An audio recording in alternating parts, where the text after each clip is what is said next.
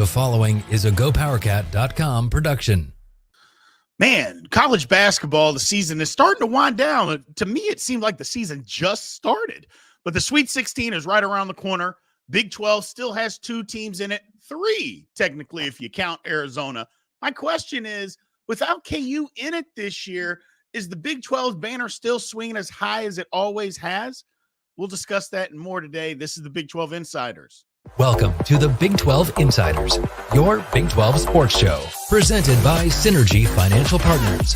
Now let's go to booming North Texas, home of Studio 73. Here's your host, Brien Hanley. All right, everybody. Welcome back to Big 12 Insiders. This is your man, Brien Hanley, with Michael Swain. You're covering KU for 24/7 Sports. Michael, how's it going today? Doing well. It's transfer portal season now for KU, so things are pretty busy trying to cover all the portal stuff, which is always an interesting time. Absolutely. It's just, we talked yesterday about transfer portal and what's going on with football and all that crazy stuff. And people forget basketball is just as crazy. I know we were just talking off air about people already committing, and there's teams that are still like Gonzaga got a guy who's still playing. They're still playing, and yet in the transfer portal. And I guess this is just kind of the new age of what college coaches just have to do. Isn't it, Michael? It is, and it makes people getting so upset about Bill Self's comment right after the Gonzaga loss, saying that he was already thinking about next year. People getting up in arms about that. I really didn't understand it. And I think the way that the last 4 days have played out, where I think on Monday Iowa State got a transfer commitment, and then I believe yesterday Gonzaga got a transfer commitment. So those coaches are looking ahead to next year already. So I don't think Bill Self's alone in keeping the big picture perspective of the roster in mind, even as the season comes to an end. So it is crazy, and it's just wild to think that teams are still playing and they're already filling holes for next year. But honestly, it's no different than high school recruiting, right? You recruit guys a year out. KU's got 3 guys committed who they recruited basically before the start of this past season, with the thought of, okay, when these seniors leave, these are the freshmen we're going to bring in. So it's kind of in line with what we have seen right in high school recruiting, but it's just so weird to see guys go in the portal and then 2 weeks later find the place they're going, right? High school recruiting obviously is so much more of a drawn out process. Right. This is a lot much more like speed dating. Correct. Well, the difference for me, it being a former player is, when you get to be a certain age, you've already been somewhere. You don't need to take all the glitz and glamour visits. I mean, some guys do because that's what they're into. Most guys are like, you know what? I need to get somewhere where I'm comfortable, where I can go and play. And so you've kind of got a laser focus on what it is that you're trying to get to, what you're trying to accomplish, and what is going to make you feel the most comfortable. I know where it is. I know what I can do. I know what the staff is like. Let me just get there and get that out of the way. Having said that, back to your previous comment about Bill Self, it's wild that fans and people in general, it's not just fans, just people in general were so bent out of shape, not just KU fans. It was fans from everywhere. And I'm thinking, well, wait a minute. These guys are paid a lot of money. You think that the only thing that they can focus on is the very next basketball game? That's not it. They're paid to do these things. You don't want them, okay, I'm only focused on this and that's it. I mean, I would think if you had a head coach that was like that, that's not good at multitasking, he's probably not a good head coach. That's just me off the top of my head, but that's neither here nor there. Talking about the Sweet 16, I was surprised, Michael. I'll just say that. I was surprised that the Big 12 didn't have more. I thought that they would have more. I talked to Alec Busey a little bit on Monday, and we kind of talked about it. He had a different take. He thought, maybe everybody wasn't as good in the Big 12.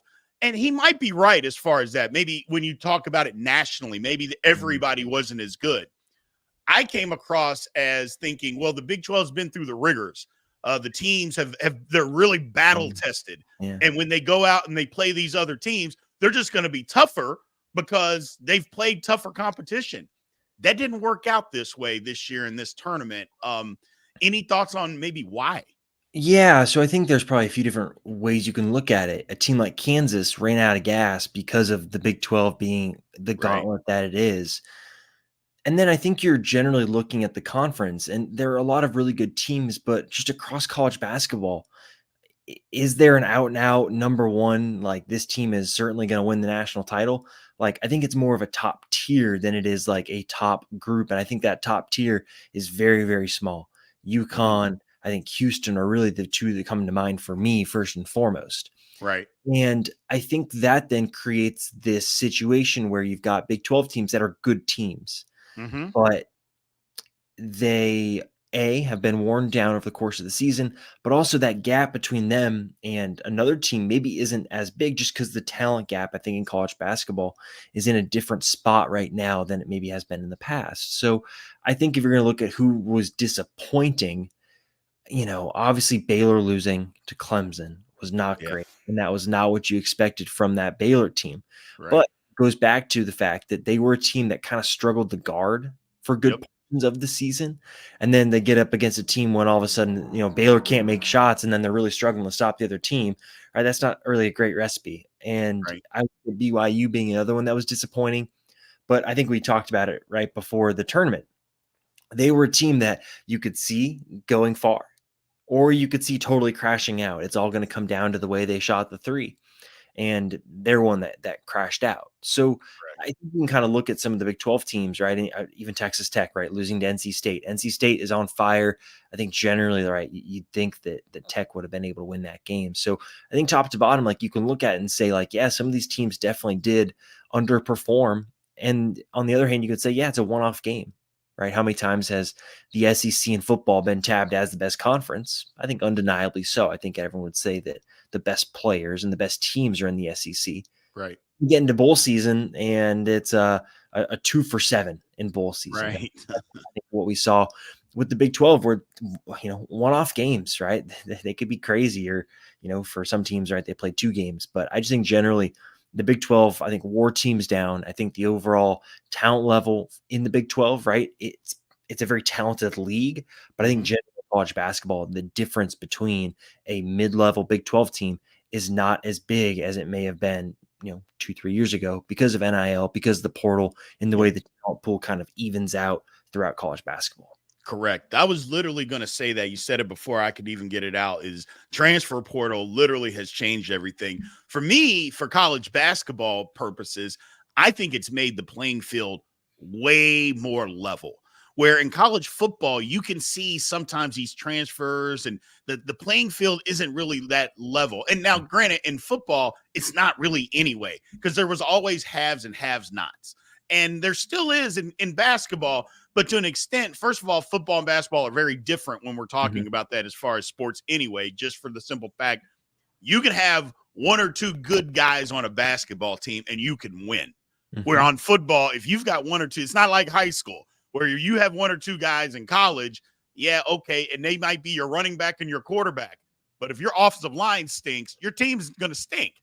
So in basketball, it's just way different to me. And that's why I don't think, Michael, that people talk about the transfer portal enough as far as basketball, just for the simple fact that it's so different than football. Is like, look, if you get 1 or 2 guys, and they can come from anywhere.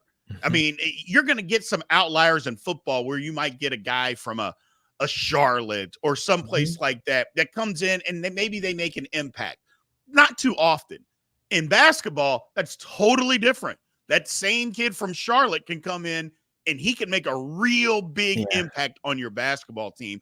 And I think that's kind of where we're seeing the transfer portal, and why the mid-majors, there's none really this year that are left in the Sweet 16. It is all teams that, I guess you could, because I don't count Creighton as a mid-major. I mean, they play in the Big East. That's not a mid-major conference. People think that because it's not football, but that's not a mid-major conference. There's really none, and Gonzaga, not either. So I think that's kind of why we're looking at this the way that it is, or the way that it is this year, why there's no mid-majors that are out there. I think the transfer portal is starting to flip over a little bit, and the playing field is starting to become more level at the Power 5 level. Yeah, and so I can go a few ways here. You can look at someone like Zeke Mayo, right, who just went in the portal from South Dakota State. He could have got transferred out last year, right? But he's one of the more, I think, rare instances of a player who has the ability to transfer, go make a lot of money at a new school, but he decided to stay for one more year and help them achieve, I think, the maximum you can achieve there, which is an NCAA tournament berth.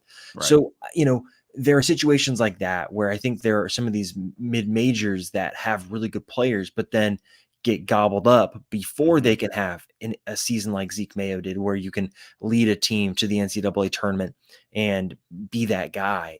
And so I think that creates that separation, like you're talking about, where the gap between, right, the high major and mid major is widening, but I think the gap amongst those high major teams is coming more close together because of the portal. And Right. then I think, to go back to the football part of it, I think also you can kind of hide your misses in football a little bit better. Yes. You can look at someone like Jaden Nunn. I think it's a really cool story, right? He was committed to go to Iowa State. T.J. Otzelberger gets hired, says, "You're not coming here. We're not honoring the scholarship," which I get, he has every right to do. So he goes to VCU, shows out, I believe, for 2 seasons, and then goes to Baylor and was a guy that was an impact player in the Big 12. And that's a really cool success story. And then there are other times, right, like Kansas fans would know Nick Timberlake or Joseph Yesufu, guys that performed at a mid-major level, but when it came to making that jump to the high major level, they just couldn't handle it. And for KU this season, the fact that Timberlake was a bust really hurt KU's depth. And I think that's why, I think college basketball wise, I think the portal is really fascinating, because I don't know how much you can predict that sometimes, because I think so much of it is mentality, and because it is speed dating, do you really get to know who these guys are, how they take coaching?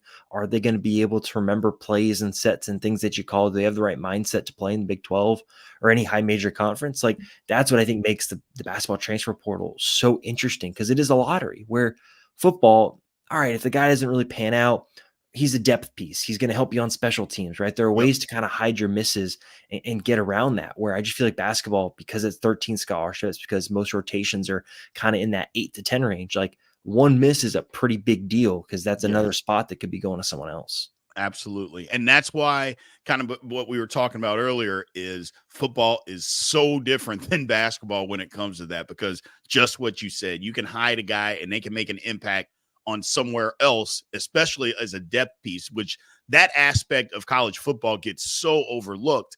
That's why everybody talks about why the SEC is so good, is because of depth, is that the amount of good players that they have sitting behind starters, and other schools don't. Everybody gets hurt in football because that's the way football works. You plug somebody else in and the team just keeps trucking along. But yeah, you're 100% correct when it comes to that. We're going to park just a quick break here, and we'll come back on the other side of this, and we'll talk about what we think Iowa State and Houston can do, and we'll include Arizona, what they can do in the tournament here to see if they can get to a Final Four. We'll be right back after we get a word from our sponsor, Synergy Financial Partners.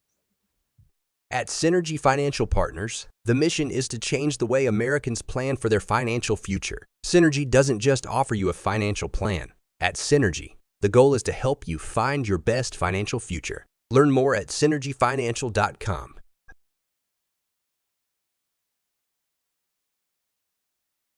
Welcome back to the show. Let's head back to the studio. All right, welcome back to Big 12 Insiders again. It's Brien Hanley. We're joined today by Michael Swain, 24/7 Sports that covers KU.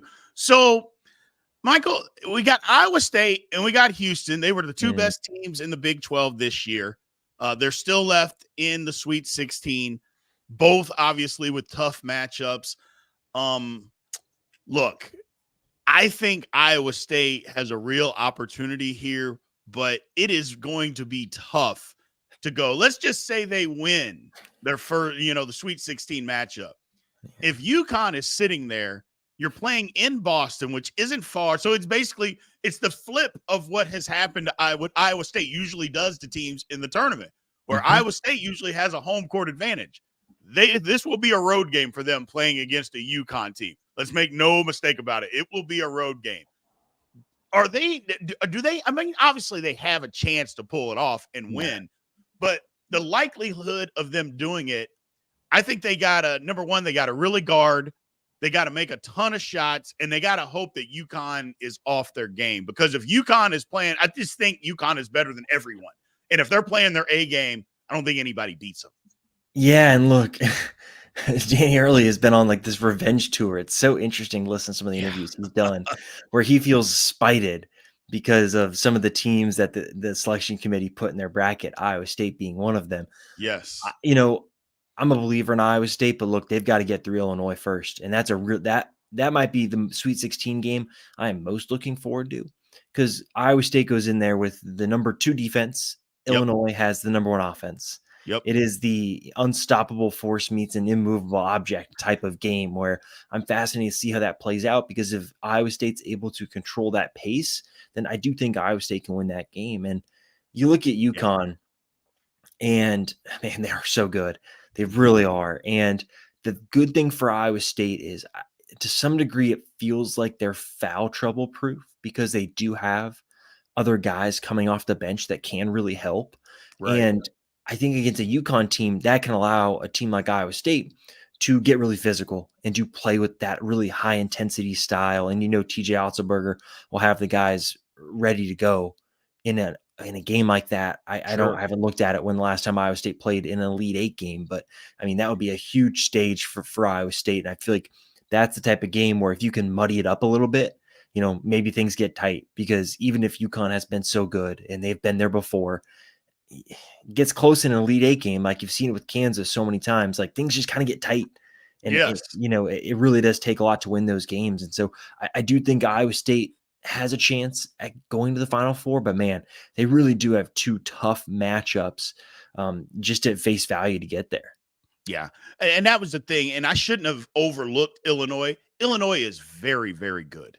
I think people get into they think that they play old time Big Ten basketball. And that's not what they do. They don't do that. They get out, they run, they score, they shoot a lot of threes. They don't play the typical, pound it out, bruise them up Big Ten basketball that I think a lot of us are used to seeing. They're the exact opposite of that. It's kind of like Iowa State plays that way, especially on the defensive side.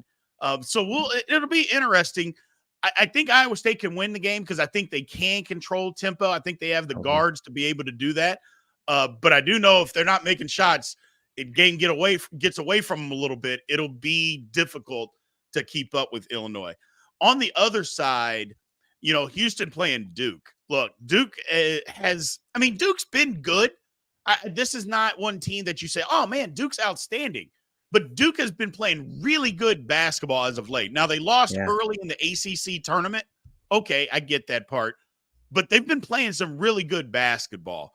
They don't have the most talented Duke team, but I think the kids, and that's what a lot of them are, they're young kids out there. I think they've found their way, and they're starting to mature, and they're starting to play. They're just playing really good basketball. Yeah. On the other side, I know Houston lost and got killed by Iowa State in the Big 12 tournament final, but the way that they won last weekend, where basically their entire team was in foul trouble from the 8-minute on, losing all those guys and still finding a way to win. I think that just speaks volumes to how good and how tough they are, that even when the game gets tight, they're going to be able to put something. Heck, they had a walk-on come in and make the game-clinching free throw the other night. I mean, that's how, tough this basketball team is. I think they beat Duke. It's not going to be a walk in the park to get to the Final Four by any means, but I think Houston's got a real good shot to get there. I do too, and I think, honestly, it's the reverse of Iowa State, where I think that, beating Illinois, okay, whatever, you have to beat UConn. I look at the bracket for Houston, and I don't know, like, Marquette's a little fraudulent. That's what I'll say. They're fraudulent, and then they've got NC State, and so Marquette will win that game. And for me, I look at the Houston Duke game and say, okay, the front court there is really fascinating, because obviously Mark Mitchell's really good, but Kyle Flipkowski is one of the best players in college basketball, and Houston's front court depth has really been hurt by injuries. And so staying out of foul trouble for those interior guys is going to be so important, because, Duke does have really good guards and wings, but it is the forwards for them that make them really, really good. Right. So for me, I look at that game and say, yeah, Houston had foul trouble right against A&M, but that cannot happen against Duke, or else they are going to be in trouble, just because I look at that front court and what has happened to Houston and you just worry about it. If there are, if a guy gets in foul trouble, then all of a sudden you're asking your backup to play a lot more. And even then, like, there's still the risk of foul trouble, and you never know how these Correct. NCAA tournament officials are going to call the game. Are they going to let them play like they did Kansas and Gonzaga last week? Or are they going to call it ticky-tack style of game where it does result in half your team fouling out and a walk-on having to play? Yeah. And that was the thing. And we all talked about it before, and we thought, okay, we get in this tournament. How is it going to be for Iowa State and Houston? I mean, they play very, very physical styles. And it almost seemed like they called you. I know a lot of times people will say, well, Iowa State and Houston, they foul every time down the court. And the ref can't call every foul. Well, it seemed like against Houston, the refs, they called every foul, and everybody got in foul trouble. And so I think in this round, they have to be more careful. It's just what you said. Look, you don't want to lose your aggressiveness. You don't want to lose that toughness. But at some point, you got to adjust, because, look, A&M is good. Duke is better. And if they get in foul trouble just like that, just like you said, they're going to lose that game. They can't go and play the same way or get into the same type of foul trouble and think that they're going to pull that one out. Duke is just more talented than what A&M is, and they're going to make them pay for it. On the flip side of that, Kelvin Sampson did a masterful job of just kind of piecing together possessions to figuring out how to do it. We talk about it all the time. Bill Self, Kelvin Sampson, those guys, man, they work wonders when you get into this tournament, just being able to piece stuff together and figuring out, okay, what do I need to do? How do we need to do this? Regardless of who's out on the court, finding a way to win. I've said it before, and I know I've told you, KU always has an advantage because they have Bill Self. I feel the same way about Houston. They've got an advantage because they've got Kelvin Sampson. Totally. And I think giving him time, right, to get ready for this game too is really important. And again, I'd argue it's better than having Marquette first and then playing a Duke team, A, on short rest, but B, less prep time. I think that's really big. Like, you look at the elite college basketball coaches, there aren't a lot of losses in the Sweet 16 because you have time to prepare for your next opponent. And I think that is one of those things that will help Houston here, is the fact that they can get rested, they can get ready. Because I think sometimes too, right, you think about guys, right, so you foul more when you're tired because the mental sharpness isn't there. You're a split second late reaching in, you're a split second late getting to a screen or getting around it. And I think the freshness that you can get from having a couple of days off like they will at the start of the week this week, I think that will really help them as well. Absolutely. Well, before I get you out of here, Michael, I got to put you on the spot. Iowa State, Houston, and Arizona. We didn't even talk about Arizona. Oh, yeah, right. Do you think all three of them, or do you think any of them make it to the Final Four?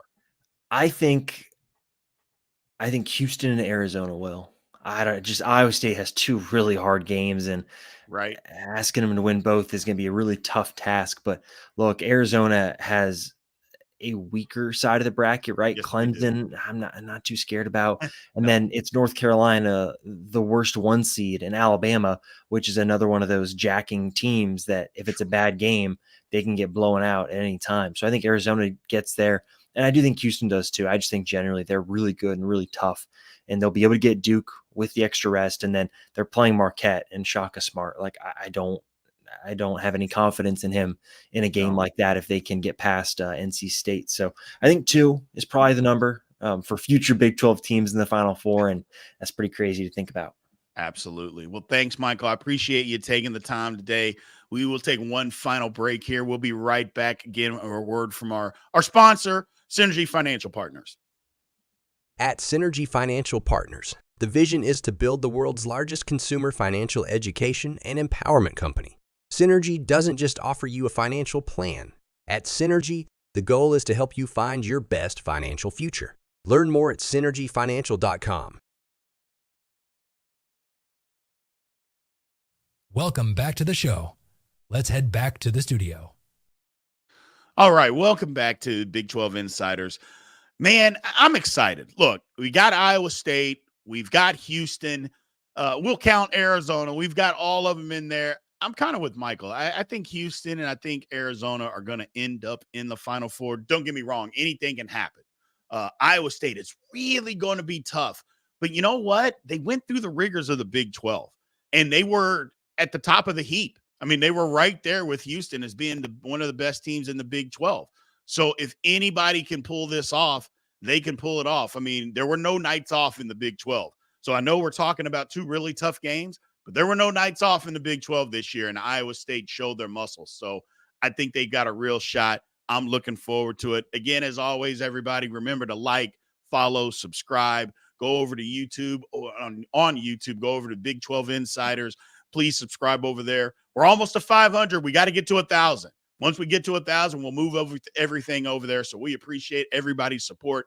Thank you, guys. We'll be back tomorrow to do it better. This has been a GoPowercat.com and Spirit Street production. Please support this show by subscribing to this YouTube channel or follow us on your favorite podcast platform.